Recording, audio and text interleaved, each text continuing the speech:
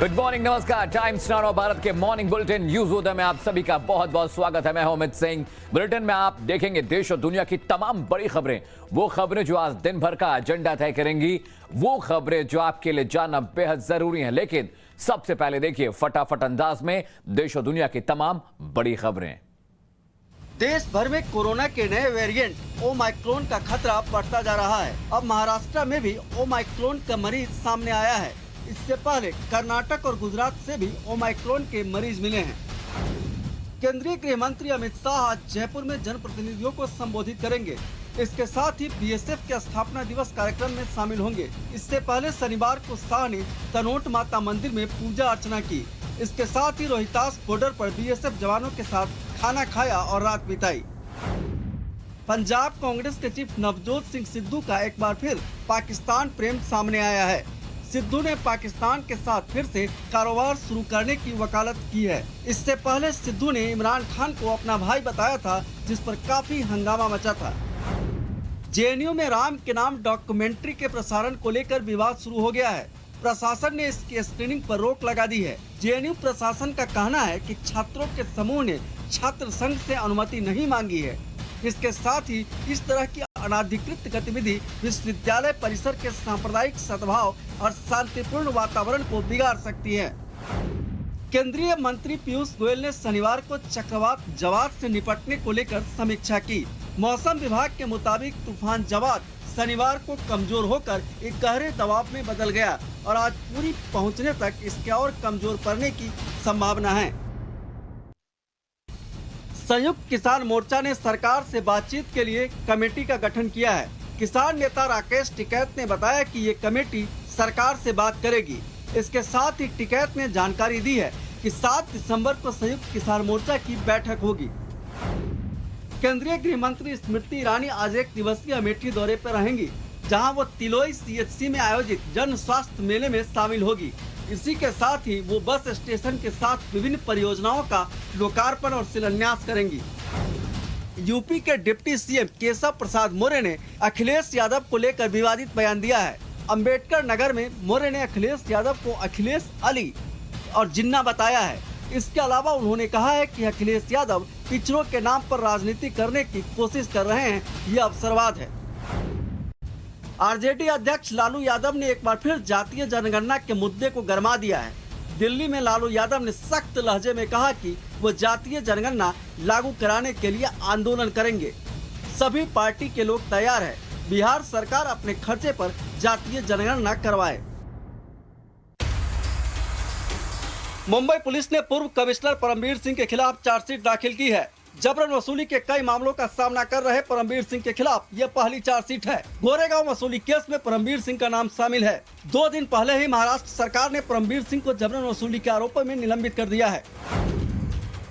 200 करोड़ की वसूली मामले में सुकेश चंद्रशेखर के खिलाफ ईडी ने चार्जशीट दाखिल कर दी है। ईडी ने 7000 पन्नों की चार्जशीट में सुकेश की पत्नी समेत 8 लोगों को आरोपी बनाया है। कोर्ट ने चार्जशीट पर संज्ञान लेकर अगली सुनवाई 13 दिसंबर को तय की है। जम्मू कश्मीर के पुलवामा में शनिवार को आतंकी हमले में एक पुलिसकर्मी बाल बाल बच गया। बताया जा रहा है कि आतंकी ने पुलिसकर्मी पर उस वक्त हमला किया जब वो चाय की दुकान पर जा रहा था। हालांकि फायरिंग में पुलिसकर्मी बाल बाल बच गया। पुलिस सीसीटीवी के आधार पर आतंकी की तलाश कर रही है। जम्मू कश्मीर के बडगाम में लश्कर-ए-तैयबा का आतंकी पकड़ा गया है।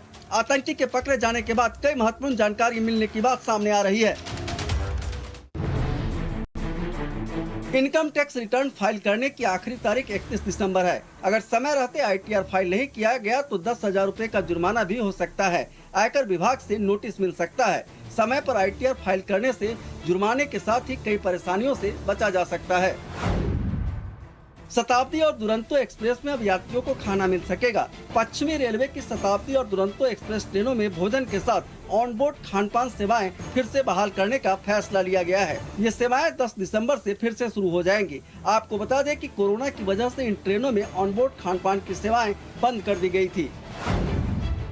सरकारी नौकरी की तैयारी में लगे अभ्यर्थियों के पास हिंदुस्तान कॉपर लिमिटेड में आवेदन करने का सुनहरा मौका है। हिंदुस्तान कॉपर लिमिटेड ने असिस्टेंट मैनेजर समेत 50 पदों पर भर्तियां निकाली है। इन पदों पर भर्ती के लिए अभ्यर्थियों का चयन बिना किसी परीक्षा से किया जाएगा। HDFC बैंक अपने ग्राहकों के लिए सौगात लेकर आया है। बैंक ने एफडी पर मिलने वाली ब्याज दरें बढ़ा दी है। HDFC ने एफडी की दरें 0.10% तक बढ़ा दी है। 36 महीने की एफडी कराने पर अब 6.1% की दर से ब्याज मिलेगा। वहीं 60 महीने की एफडी पर ब्याज दरें बढ़कर 6.5% हो गई है। और देश और दुनिया की तमाम बड़ी खबरें जानने के बाद एक और बड़ी खबर आ रही है जो आपकी सेहत से जुड़ी हुई है। देश में कोरोना के ओमाइक्रॉन वेरिएंट के 4 केस सामने आ चुके हैं, जिससे चिंताएं लगातार बढ़ रही हैं। मुंबई, गुजरात और कर्नाटक में ओमाइक्रॉन के केस मिले हैं। चौथा मामला मुंबई में सामने आया है। मुंबई में संक्रमित व्यक्ति दक्षिण अफ्रीका से यात्रा करके लौटा है। 24 नवंबर को इस शख्स की कोरोना रिपोर्ट पॉजिटिव आई थी। इसके बाद जीनोम सीक्वेंसिंग जांच में शख्स ओमाइक्रॉन पॉजिटिव पाया गया। तो इस वक्त की बड़ी खबर आपको बता रहे हैं। पूरी दुनिया में कोहराम मचाने के बाद ओमाइक्रॉन के 4 मामले हिंदुस्तान में भी सामने आ चुके हैं। देश भर में ओमाइक्रॉन वेरिएंट के 4 केसेस दर्ज हुए हैं, जिसमें से पहला केस अब मुंबई में रजिस्टर हो गया है। देश का चौथा केस ओमाइक्रॉन का पहला मुंबई में रजिस्टर होने के बाद ये जानकारी सामने आ रही है कि 24 नवंबर को एक लेबोरेटरी टेस्ट में पता चलता है कि 33 वर्षीय युवक जो कि साउथ अफ्रीका से आया है, वो भी दुबई और दिल्ली होते हुए फिलहाल ये व्यक्ति बताया जा रहा है कि कल्याण डोंबिवली इलाके में रहता है, जहां पर फिलहाल ये ट्रीटमेंट इनकी हो रही है। हालांकि गंभीर विषय यहाँ पर इसलिए भी खड़ा हो जाता है क्योंकि मुंबई में ये पहला वेरिएंट है। मुंबई ही देश भर में सबसे ज्यादा फर्स्ट वेव और सेकेंड वेव के दरमियान अफेक्टेड जगह थी। आपको बता दें कि ये जो व्यक्ति है, ये 12 हाई रिस्क और 23 लो रिस्क कंट्रीज के पैसेंजर्स से कांटेक्ट में आया है, जिसके चलते इनकी जो ट्रेसिंग है वो काफी ज्यादा इंपॉर्टेंट हो सकती है। हालांकि हेल्थ ऑफिशियल्स द्वारा गाइडलाइंस काफी ज्यादा स्ट्रिक्ट कर दी गई हैं। फिलहाल हम मुंबई इंटरनेशनल एयरपोर्ट पर ही मौजूद हैं, जहां पर आप तस्वीरों के जरिए देखेंगे कि किस तरह से अल्ट्रा रिस्क और एट रिस्क कंट्रीज से आने वाले लोगों के लिए उनकी रैपिड टेस्टिंग, RT-PCR टेस्टिंग और रैपिड PCR टेस्टिंग मैंडेटरी कर दी गई है। लेकिन इसके बावजूद जो टेस्टिंग सामने आई है, व्यक्ति पॉजिटिव पाया गया। जेनोम टेस्टिंग में उनके सैंपल भेजे गए और फिर पता चलता है कि वो ओमाइक्रॉन पॉजिटिव है। हालांकि देखना यह होगा कि एक बहुत अहम चैलेंज होगा हेल्थ अथॉरिटीज के लिए कि इस आंकड़े को एक पर ही रोका जाए और उनके क्लोज कांटेक्ट में आए हुए लोगों को जल्द से जल्द ट्रेस किया जाए। कैमरा पर्सन संजय रंजीत के साथ शिवानी मिश्रा, टाइम्स ऑफ भारत, मुंबई। और कोविड का नया वेरिएंट ओमाइक्रॉन बहुत तेजी से पूरी दुनिया में फैल रहा है। महज 10 दिनों में ही इस नए वेरिएंट का काला साया 38 देशों पर मंडराने लगा है। कोरोना के नए वेरिएंट केस भारत में सामने आए हैं, जिसने चिंता बढ़ा दी है। इस रिपोर्ट के जरिए समझने की कोशिश कीजिए कि ओमाइक्रॉन किस तरह से लगातार अपने पैर पसार रहा है।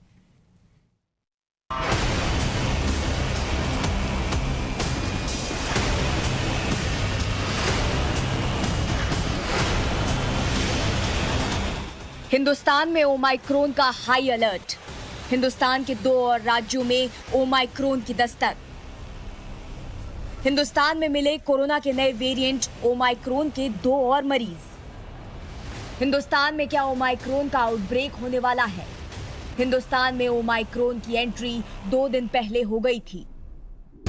सरकार की लाख कोशिशों के बावजूद कोरोना का नया वेरिएंट हिंदुस्तान में आ ही गया।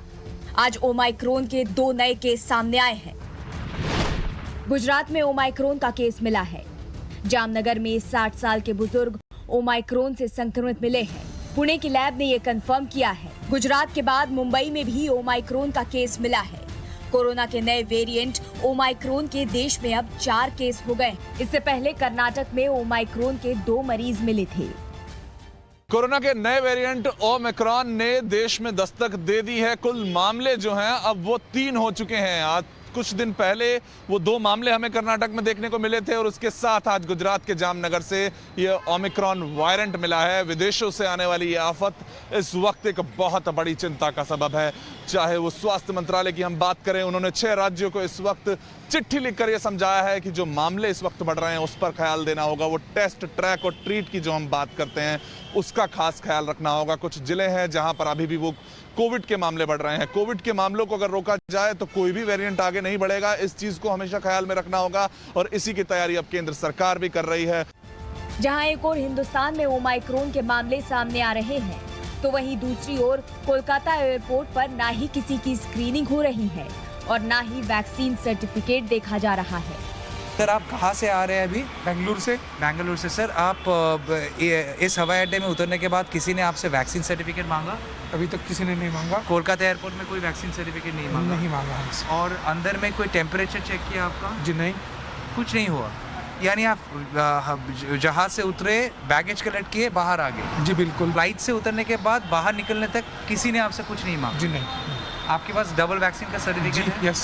आपका फ्लाइट उतरने के बाद और आप लोग बाहर आने से पहले किसी ने आपको रोका वैक्सीन सर्टिफिकेट देखने के लिए? नहीं। किसी ने रोका आपको टेम्परेचर चेक करने के लिए? नहीं।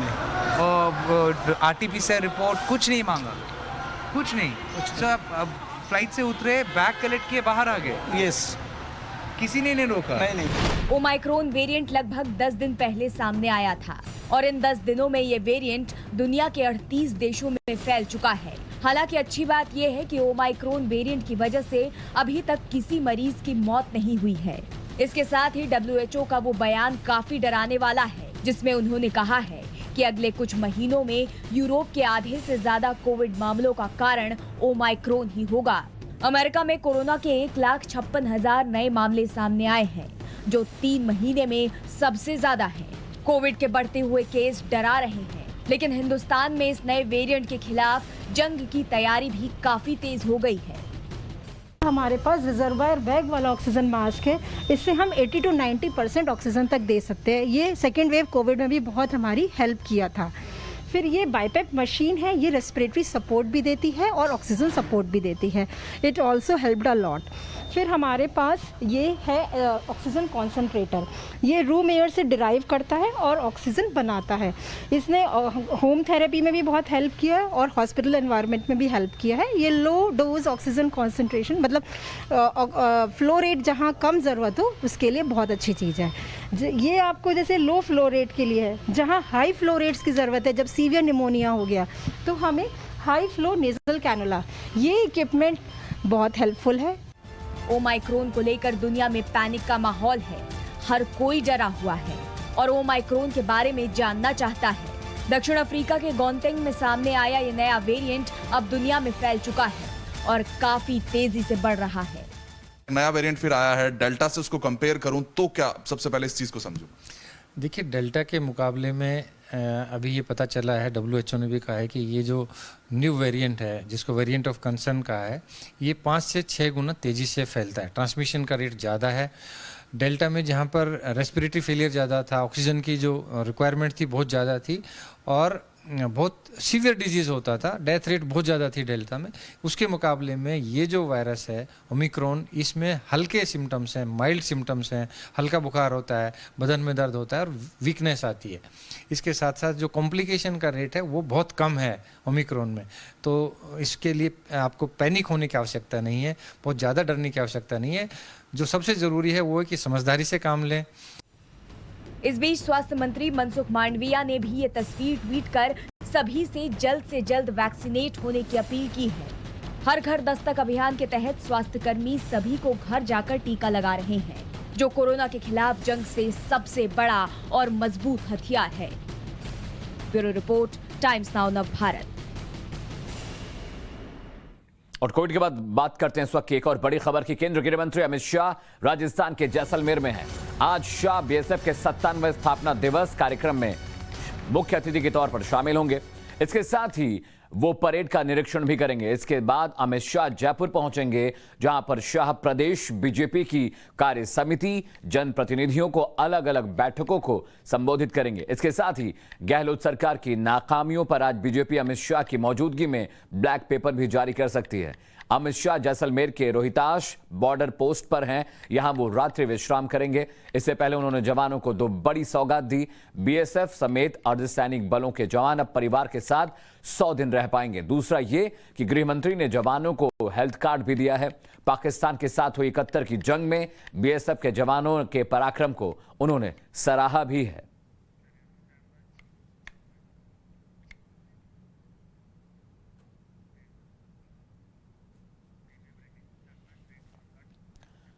चलिए रुक करते हैं एक और बड़ी खबर का, जो यूपी से आ रही। यूपी के सीएम योगी आज 7 दिसंबर के प्रधानमंत्री मोदी के प्रस्तावित गोरखपुर दौरे का जायजा लेंगे। पीएम मोदी गोरखपुर को बड़ी सौगात देने वाले हैं। मोदी खाद कारखाना और गोरखपुर एम्स राष्ट्र को समर्पित करेंगे। इसके अलावा कई योजनाओं का लोकार्पण और शिलान्यास भी करेंगे। तो इस वक्त की बड़ी खबर बता रहे हैं, 7 दिसंबर को प्रधानमंत्री नरेंद्र मोदी गोरखपुर जाएंगे, जिससे पहले सूबे के मुख्यमंत्री योगी आदित्यनाथ ने तैयारियों का जायजा लिया। गोरखपुर में पीएम मोदी राष्ट्र को एक एम्स देंगे, साथ ही खाद कारखाने का शिलान्यास भी करना है।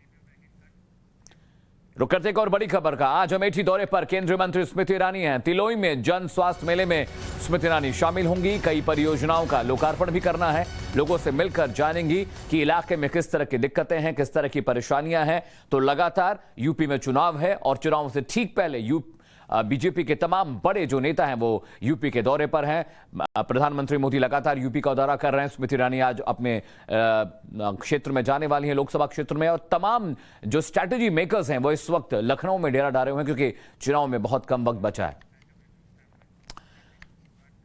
इधर पंजाब कांग्रेस अध्यक्ष नवजोत सिंह सिद्धू ने एक बार फिर से पाकिस्तान राग अलापा। इस बार सिद्धू ने भारत पाकिस्तान के बीच व्यापार शुरू करने की वकालत की है। अमृतसर में सिद्धू ने कहा कि पाकिस्तान बॉर्डर बंद होने से सभी को नुकसान हो रहा है। पंजाब को करीब 4,000 करोड़ का नुकसान हुआ है। अगर बॉर्डर खुल जाएगा तो इससे व्यापार में मदद मिलेगी। तो एक बार फिर से सिद्धू पाकिस्तान का राग गाते फिर रहे हैं। इससे पहले भी पाकिस्तान पर दिए उनके बयान पर विवाद हुआ था, जब उन्होंने कहा था कि इमरान खान उनके भाई हैं।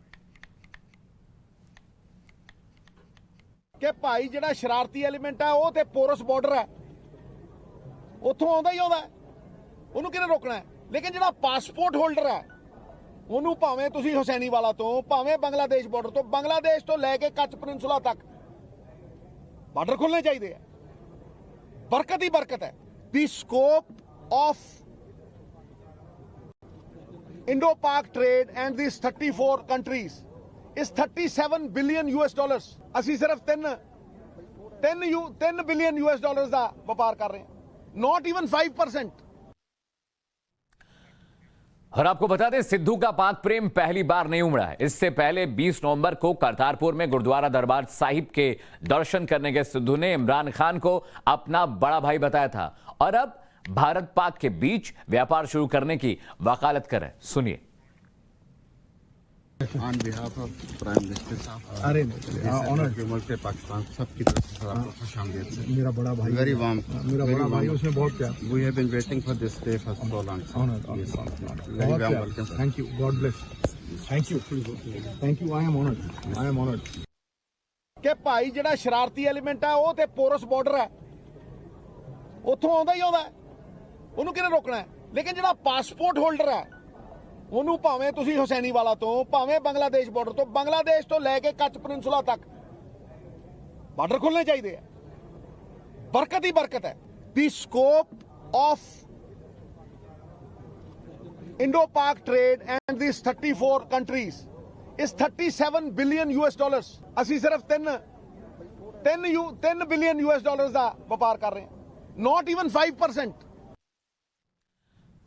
और रुक करते इस वक्त की बड़ी खबर का, जेएनयू एक बार फिर से सुर्खियों में है। जेएनयू में राम के नाम की डॉक्यूमेंट्री को लेकर विवाद खड़ा हो गया। दरअसल छात्रों ने यूनिवर्सिटी में डॉक्यूमेंट्री चलाने के लिए पैम्पलेट जारी किए थे, लेकिन जेएनयू प्रशासन ने इस पर रोक लगा दी है और रजिस्ट्रार की तरफ से सर्कुलर जारी करते हुए कहा गया कि इस तरह के आयोजन के लिए पहले से कोई परमिशन नहीं ली गई। इस तरह की गतिविधियां सांप्रदायिक सद्भाव और शांतिपूर्ण माहौल को बिगाड़ सकता है। तो एक बार फिर से जेएनयू विवादों में है और इस बार राम की डॉक्यूमेंट्री को दिखाने को लेकर विवाद हुआ है। जेएनयू प्रशासन ने यह डॉक्यूमेंट्री दिखाने से मना कर दिया, कहा कि परमिशन नहीं ली गई थी, इसलिए इसकी इजाजत नहीं दे सकते। और अब देखिए अपने राज्यों की बड़ी खबरें, लेकिन फटाफट अंदाज में। हिमाचल प्रदेश ने देश में कोरोना टीकाकरण को लेकर बड़ा मुकाम हासिल किया है। राज्य में 100% वयस्क आबादी को कोरोना से बचाव के लिए टीका लगाया जा चुका है। आज बिलासपुर एम्स में कोरोना काल में ड्यूटी करने वालों को सम्मानित करने के लिए विशेष समारोह का आयोजन किया गया है। इस समारोह में बीजेपी के राष्ट्रीय अध्यक्ष जेपी नड्डा और केंद्रीय स्वास्थ्य मंत्री मनसुख मांडविया शामिल होंगे। इस दौरान कोविड में ड्यूटी करने वालों को उनकी महत्वपूर्ण भूमिका को लेकर प्रमाण पत्र दिए जाएंगे। मुख्यमंत्री जयराम ठाकुर और केंद्रीय मंत्री अनुराग ठाकुर के अलावा राज्य के स्वास्थ्य मंत्री राजीव सहचल भी समारोह में शामिल होंगे। कांग्रेस नेता नवजोत सिंह सिद्धू अक्सर अपनी बयानबाजी और पाकिस्तान प्रेम के चलते चर्चा में रहते हैं। एक बार फिर उनका पाकिस्तान प्रेम सामने आया है। दरअसल शनिवार को सिद्धू ने कहा है कि भारत पाकिस्तान बॉर्डर को फिर से खोल देना चाहिए। उन्होंने कहा है कि बॉर्डर खुलने से सबको फायदा होगा। नवजोत सिंह सिद्धू ने कहा है कि पाकिस्तान बॉर्डर बंद होने से सबको नुकसान हो रहा है। अगर बॉर्डर खुल जाएगा तो इससे व्यापार में मदद मिलेगी। बॉर्डर खुल जाने से कई देशों के व्यापार के रास्ते खुल जाएंगे। सिद्धू ने कहा कि भारत पाक व्यापार करीब 37 बिलियन अमेरिकी डॉलर का है। इससे 34 देश व्यापार करते हैं, लेकिन बॉर्डर बंद होने से हम केवल 3 बिलियन डॉलर का ही कारोबार कर पा रहे हैं। उन्होंने कहा कि पंजाब विधानसभा चुनाव में रोजगार सबसे बड़ा मुद्दा बनने जा रहा है। उन्होंने कहा कि कांग्रेस आपको गारंटी देता है कि थोड़े समय के अंदर ही हम पंजाब वासियों को एक नया विजन देंगे। सबके पास आंखें हैं, लेकिन विजन किसी के पास नहीं है। सिद्धू ने कहा कि अभी जो व्यापार हो रहा है वो अपनी क्षमता का 5% भी नहीं है। उन्होंने कहा कि पंजाब को पिछले 34 महीनों में 4000 करोड़ रुपए का नुकसान हुआ है। इस दौरान 15,000 नौकरियां चली गई है। उन्होंने कहा कि वो पहले भी अनुरोध कर चुके हैं कि एक बार फिर से भारत पाकिस्तान बॉर्डर को खोल दिया जाए। 1 साल से चल रहे किसान आंदोलन का क्या होगा, इसका फैसला अब 7 दिसंबर को होगा। शनिवार को संयुक्त किसान मोर्चा की बैठक हुई। कयास ये लगाए जा रहे थे कि शायद आंदोलन को खत्म करने का ऐलान हो जाएगा, लेकिन ऐसा नहीं हुआ। आंदोलन के भविष्य को तय करने के लिए एक नई तारीख जरूर दी गई है। मोदी सरकार ने एमएसपी पर समिति गठित करने के लिए संयुक्त किसान मोर्चा से जो 5 नाम मांगे थे, बैठक में किसान मोर्चा की ओर से ये 5 नाम तय कर दिए गए हैं। इन 5 नामों में राकेश टिकैत का नाम नहीं है।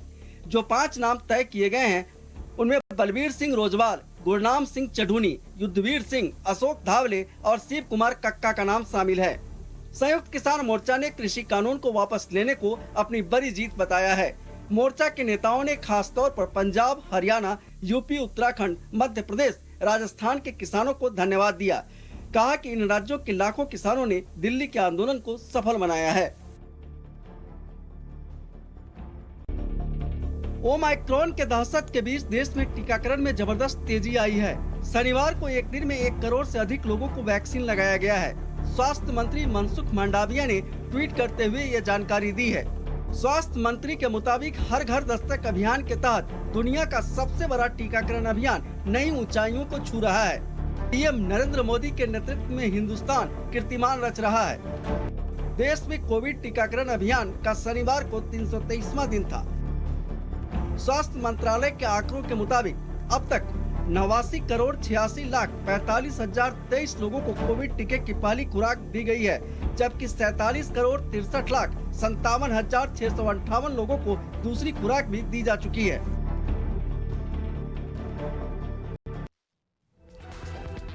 तो इस बुलेटिन में फिलहाल इतना है, लेकिन देश और दुनिया की तमाम बड़ी खबरों के लिए आप देखते रहिए टाइम्स 9 भारत। नमस्कार।